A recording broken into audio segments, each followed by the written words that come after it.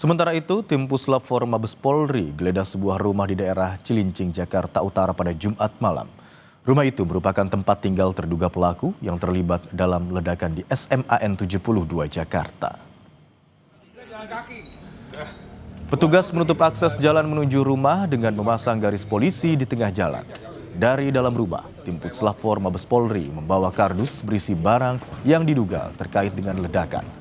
Ketua RT setempat menyebut rumah yang digeledah merupakan tempat usaha makanan yang ditinggali oleh orang tua serta terduga pelaku. Diketahui, terduga pelaku tidak bersosialisasi dengan masyarakat dan cenderung tertutup.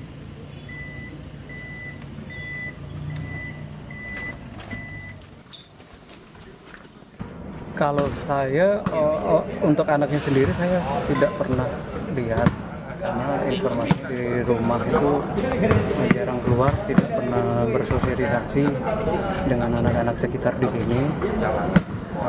Juga sama orang rumahnya juga katanya kurang, antara pekerja di dalam rumah, tidak pernah bersosialisasi.